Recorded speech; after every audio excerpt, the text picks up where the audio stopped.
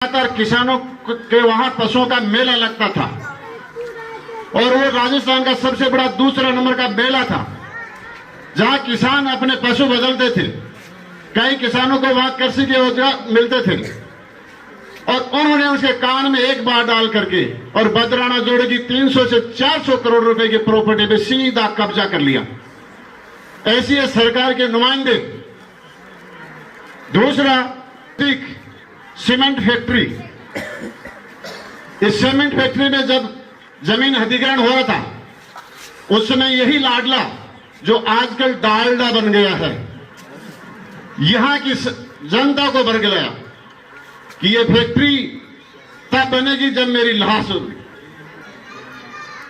शुरू में उन्होंने जब फैक्ट्री चालू की किसानों को बरगला करके और फैक्ट्री से सीधा संपर्क करके उसमें भी एक 300 से 400 करोड़ की दलाली खाई है। जब फैक्ट्री लगना शुरू हुआ उस समय उन्होंने सीधा भाषण दिया था, क्योंकि सीधी कमाई जब उनके घर आ गई तो किसानों को उल्टी बात कहना शुरू कर दी कि फैक्ट्री तो लगनी चाहिए, इस फैक्ट्री में 50,000 युवाओं को रोजगार मिलेगा। यह कहकर के रोजगार के लिए उन युवाओं को फिर दोबारा शांत किया और किसानों को भी शांत किया। जबकि फैक्ट्री लगती है तो उसके एग्रीमेंट में और एमओ में सीधी बात लिखी हुई कि जिस किसी भी किसान की जमीन जाएगी उसके बेटे या बेटी को उसमें नौकरी मिलेगी। हजारों किसानों की जमीन चली गई लेकिन किसी को भी नौकरी नहीं मिली है।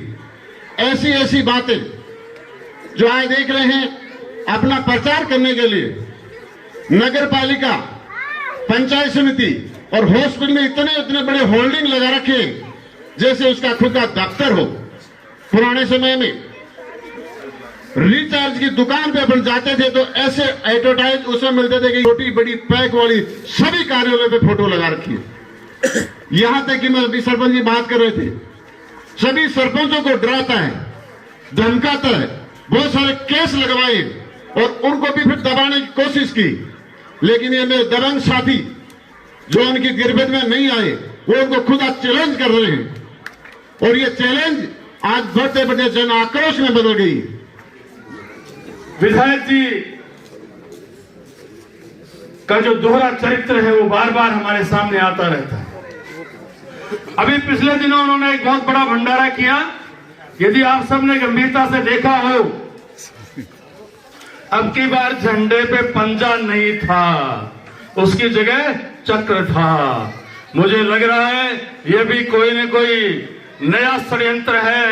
इन षड्यंत्रों को आपको पहचानना है और आगे आने वाले दिसंबर 2023 के चुनाव में इस नवलगढ़ क्षेत्र में पहली बार भाजपा को बड़ी से बड़ी जीत दिलवानी है।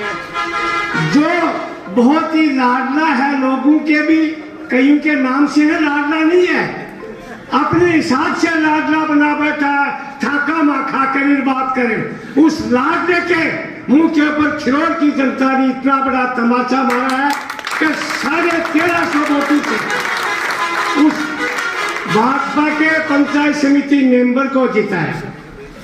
फिर भी जिला परिषद मेंबर का चुनाव आया, एक वाल्मीकि समाज की महिला ने यहाँ से चुनाव लड़ा, दौड़ती धूपती बीजेपी के लोगों से करती हुई खिरोड़ के अंदर पहुंची। उस टाइम 900 मतों से पराजित थी।